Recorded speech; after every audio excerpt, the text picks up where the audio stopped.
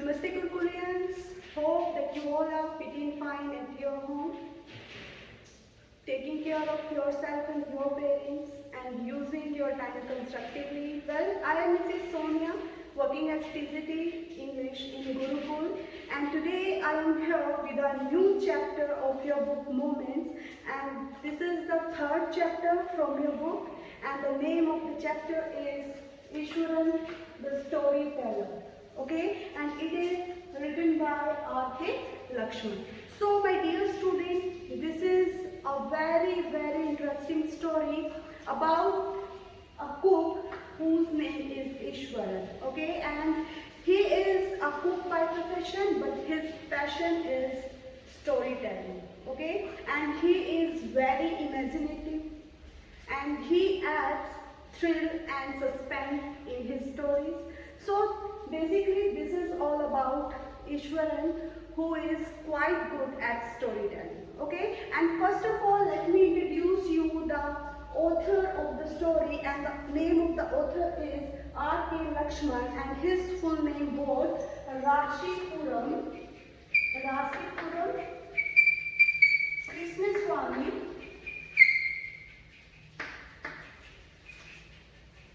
Iyer Lakshman, right?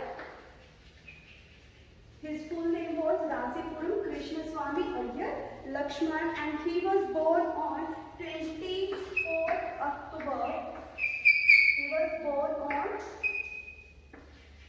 24th October 1921, and he was died on 26th January 2015, right? So he was born on 24th October 1921 and he was died on 26th January 2015, and he was an Indian cartoonist. He was an Indian cartoonist,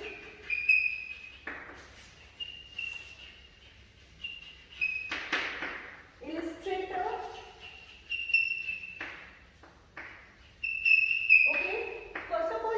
The meaning of illustrator. Illustrator means a person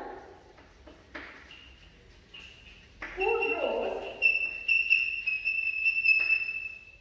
or paints pictures for books, right?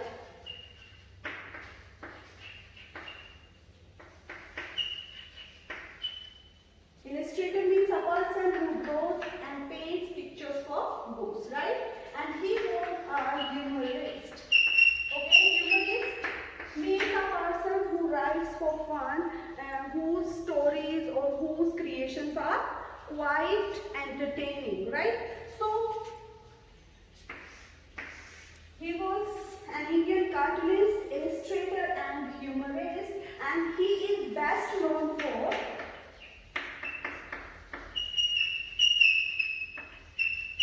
his creation, The Common Man,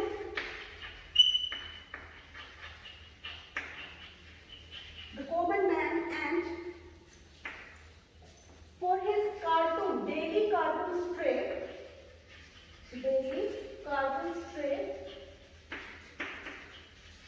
and the name of that strip, or you can say daily cartoon series, and the name of that series was You Said It, right? And it was started publishing in the newspaper The Times of India, and it started publishing in 1951. Okay, and later when he was in college, he illustrated his elder brother's stories, and the name of his brother was R.K. Narayan. And I think you all are well aware about R.K. Narayan. R.K. Narayan was one of the best writers in Indian English literature. So when he was in college, R.K. Lakshman was in college, he illustrated his elder brother's stories.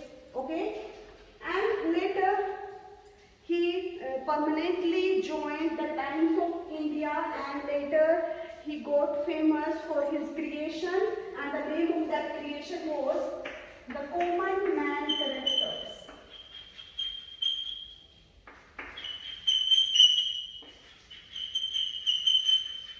Right? So it was all about the writer, and he was also awarded by Padam Vibhushan. Right? He was awarded by Padam Vibhushan. So it is all about the writer. So now let me introduce you the character of the story, and then I will give a brief introduction about the lesson, about the story. So my dear students, there are three characters in the story. Okay, first character is Mahendra.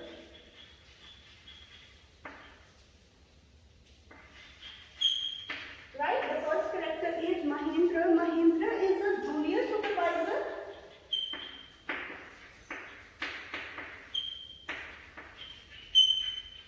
Okay, and he is a junior supervisor in a firm, and that firm hires junior supervisor for different sites. Right, so he lived with his cook. Okay, he lived with his cook, and the name of that cook is Iswaran. Okay, the name of his cook is Iswaran. Okay, and Iswaran is a cook by profession, but his passion is storytelling. Okay, his passion is storytelling. And he is quite good at storytelling, and he used to read Telugu stories, and you will see the effect of those stories in his storytelling. And he is very imaginative, and he adds suspense and thrill in his story to attract the listener. Right? So the third character is Ganesh. Okay, Ganesh is the person whom Mahendra is telling the story of Iswaran. Right? Ganesh is the person whom Mahendra is telling the story of Iswaran. So there are three characters in the story: Mahendra, Iswaran, and Ganesh. Right? So now let's move to the introduction of the chapter. As you know, the title itself suggests this Iswaran, the storyteller. It means that it is an interesting story about Iswaran, okay, and who is by profession a cook, but by passion he is a great storyteller.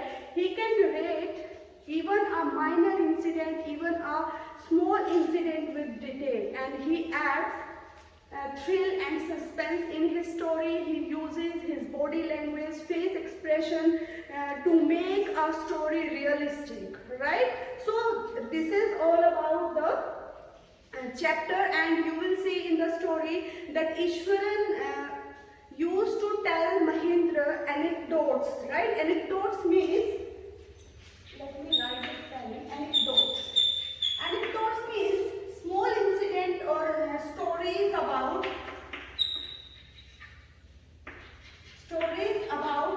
real events.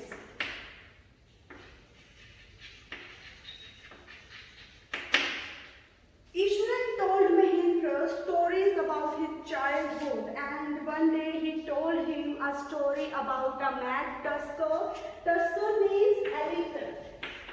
Right? So one day he told him a story about a mad tusker, and who entered in the city, and then he entered in the school where Iswaran was studying, and Iswaran was a junior student in that school. So all the people, all the students and teachers were afraid, and they were frightened, and they hid himself on the rooftop. And then Iswaran came down from the rooftop, and with some Japanese art, you can say with some Japanese martial art, he handled that tusker, and he became hero in his school. And then later he told Mahendra a story, a ghost story about a woman, and Mahendra convinced Iswaran that there is nothing like ghost in the world, but he himself was afraid, and one day he was woken up by a low moan. Low moan means a low sound, and he went near the window and he looked outside that there was a ghost of the woman. And next morning Iswaran reminded him about the low moan that he heard the last night, and then Mahendran ran away and he went to his office and gave the papers for his transfer, and in a hurry he left that place.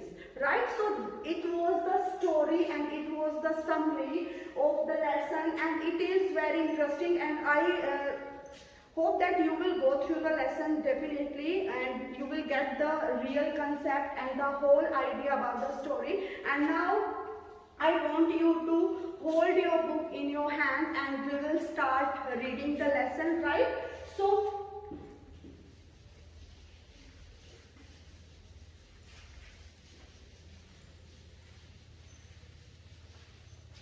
okay, let's start. Okay, I hope that you all are holding your books in your hand. So, one night, Iswaran the storyteller, one night Mahendra woke up from his sleep and saw a dark cloudy foam. He broke out into a cold sweat. What was it, a ghost? So here the last incident is here, the last incident of the story is here. One night, as I told you, that Mahendra woke up from his sleep and saw a dark cloudy foam in front of his eyes, and he was brought into cold sweat. Okay, and was it a ghost in reality? So let's check it. The story was narrated to Ganesh by a young man, Mahendra by name. So this story is narrated by Mahendra to a young boy Ganesh about his cook Iswaran. So this story is about Iswaran. He was a junior supervisor in a firm which offered on hire supervisors at various types of construction sites, factories, bridges, dams, and so on. So as I told you that Mahendra was a junior supervisor, and that firm provides junior supervisor. Okay, that firm provides junior supervisor for different sites like construction sites, factories, bridges, dams. Okay, and Mahendra's job was to keep an eye on the activities at the work site. So Mahendra's job, as he was a supervisor, so his job was only to look only to keep an eye. Okay, only to supervise all the people who were working on the sites, right? Mahendra's job was to,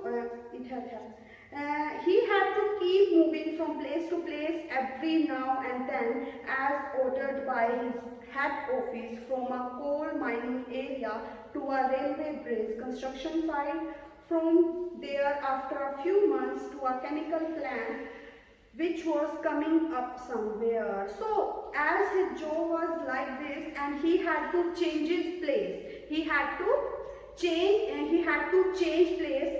Sometimes he had to go to the coal mining area, sometimes railway bridge, construction site. So his job was like he can't stay at one place, he had to move from one place to another. He was a bachelor. So Mahendra was unmarried, his needs were simple, and he was able to adjust himself to all kinds of odd conditions, whether it was an ill-equipped circuit house or a makeshift canvas tent in the middle of a stone quarry. So as you know that Mahendra was unmarried, he was a bachelor, so his needs were simple and he was able to adjust himself in any place. Like sometimes he have to live ill-equipped circuit house, sometimes in canvas tent. Canvas tent means a tent made of a cloth, right? So the cook was, but one asset he had was his cook, Iswaran. Asset means advantage. So he had one advantage, and that advantage was his cook, Iswaran. Okay, the cook was quite and followed him uncomplainingly wherever he was posted. And the cook means here we are talking about Iswaran, and Iswaran was quite attached, okay, to Mahendra, and he went with him wherever he go, right? And he cooked for Mahendra, washed his clothes, chatted away with his master at night. He could weave out endless stories and anecdotes on various subjects. Okay, so the cook Iswaran did his household chores, like he washed his clothes, he cooked for him, and in the night he chatted with his master, as he was quite good at storytelling and he was very imaginative. He can weave out endless stories, and sometimes he told him anecdotes. As I told you, anecdotes means stories about real events, right? So Iswaran also had an amazing capacity to produce vegetables and cooking ingredients seemingly out of nowhere in the middle of a desolate landscape with no shop visible for miles around. And whenever they shifted, whenever they shifted to a new place, and those places, sometimes those places are uninhabited or they were empty, then Iswaran could gather all the things, all the ingredients, all the vegetables for making food within no time. Means you can say he produced things, he produced ingredients, vegetables like with magic, right? So,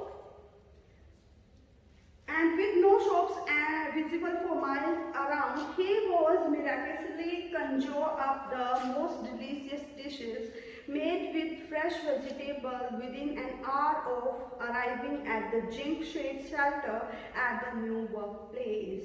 And he created a magic, right? He created a magic. He can produce vegetables and other ingredients, and within an hour he was able to make food, right? He was able to make food arriving at a new place like in zinc sheet shelter, or you can say at any new place. Mahendra would be up early in the morning and leave for work after breakfast, carrying some prepared food with him. And Mahendra used to wake up early in the morning, and after some time, after his breakfast, he carried some food, or you can say he carried his lunch. And then meanwhile Iswaran would tidy up the shed, wash the clothes, and have a leisurely bath, pouring several buckets of water over his head, muttering a prayer all the while. So after when Mahendra went to his office, Iswaran tidied up the shed, and then he washed the clothes, and after that he take a warm bath, or you can say leisurely means nice bath, and he poured several buckets of water on his head, and after that he muttering a prayer. Muttering means in low voice. So in low voice he used to say a prayer, and it would be lunchtime by then, and after eating he would read for a while before dozing off. And before sleeping, dozing off means fast sleep. Before dozing off he used to read some books, and the book was usually some popular Tamil thriller running to hundreds of pages, and he was used to read Tamil writers' book, and those books were long books, right? You can say that those books were running through 100 pages. Okay, his imaginative description and narrative flourish would hold Iswaran in thrill, and the imaginative description given in those books, right, and narrative flourish means even the minor incidents were described in a you can say even a small or minor incident was described in detail. So as you will see in the story that the effect of those Tamil writers can be seen in the storytelling of Iswaran, right? His own description was greatly influenced by the Tamil author that he read, and as I told you that his description, as the skill of his storytelling was well affected by the Tamil writer's stories. When he was narrated even the smallest of incident, he would try to work in suspense and a surprise ending in the account. And you will see that when he told his stories, he tried to add suspense and thrill in his stories. He would, for example, instead of saying that he had come across in an uprooted tree on the highway, he would say with eyebrows suitably up and hands held out in dramatic gesture. So he uses his body language and face expression to make a story realistic. As an example is given in this para, that when he didn't say this thing that I was going on a highway.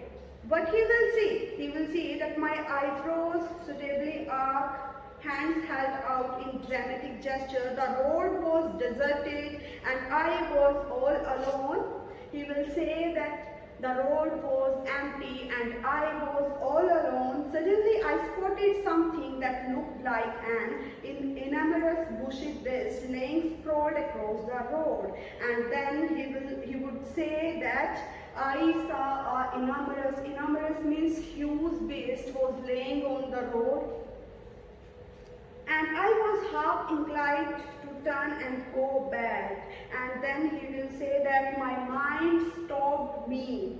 My mind stopped me to return back. My mind was saying me to return back, but when I go near to that beast, but as I came closer, I saw that it was a fallen tree. And when he would say, when I went near to that beast, it was nothing but a tree with its dry branches spread out. Mahendra would stretch himself back in his canvas chair and listen to Iswaran tales uncritically. Sometimes Mahendra knew very well that his stories are fiction, they are not real, but even then Iswaran was able to create a suspense and thrill, and Mahendra listened his story uncritically. So this is all about for today's videos, and in my next video we will read the rest part of the lesson. So till then, stay home, stay safe. Thank you so much. Have a nice day.